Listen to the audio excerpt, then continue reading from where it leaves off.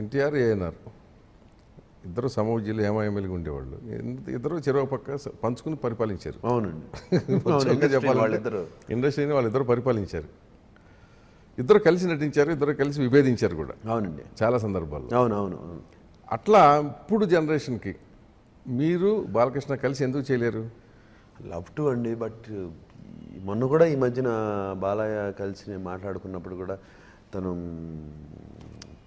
మన ఏ సినిమా అండి అది, అమితాబ్ బచ్చన్ను ధర్మేంద్ర చుప్కే చుప్కే చుప్కే చుప్కే చేద్దామని చెప్పి సిడి క్యాసెట్ కూడా పంపించాడు. నాకు బాగా నచ్చింది. ఓకే, అది శ్రీరామరాజ్యం తర్వాత కూర్చుని ఉన్న దాని మీద ఆలోచిద్దామని అనుకున్నామండి. ఇంతలోకి జూనియర్ తారక్ ఫోన్ చేసి నేను గుండమ్మ కథ చేస్తాం బాబాయ్ అని చైతన్యత ఫోన్ చేశాడు. మన ఓకే, ఓహో అట్లా పెట్టారా వాళ్ళిద్దరు? వాళ్ళ మనవాళ్ళు ఇద్దరు కలుస్తున్నారు. వాళ్ళకి తెలియదండి గుండమ్మ కథ ఎటువంటి సినిమానో, చేతులు కాల్చుకుంటారని తెలియదు. సరిగ్గా చేయకపోతే జాగ్రత్తగా చేయండి అని చెప్పానండి. సో ఇప్పుడు గుండమ్మ కథ రీమేక్లో నాగ చైతన్య అండ్ జూనియర్ ఎన్టీఆర్ వాళ్ళిద్దరు ప్లాన్ చేస్తున్నారండి. వాళ్ళిద్దరు ప్లాన్ చేస్తాను మన ఇద్దరు అడిగారు నన్ను.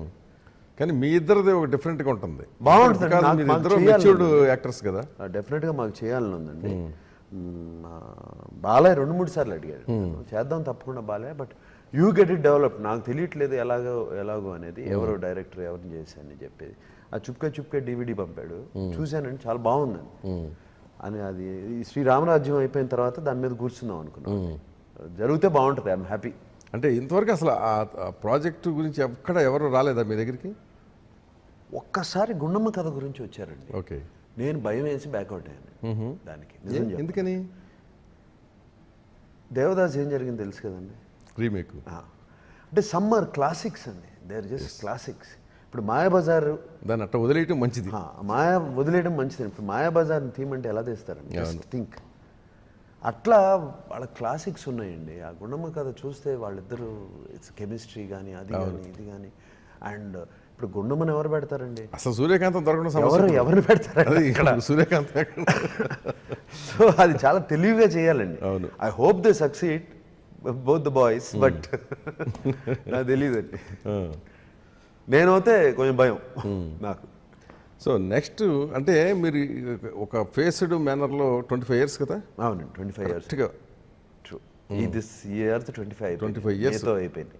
సో అంటే ఒక ఫుల్ కెరీర్ చేసి వచ్చిన తర్వాత బ్యాక్ చూసుకుంటే ఏమనిపిస్తుంది?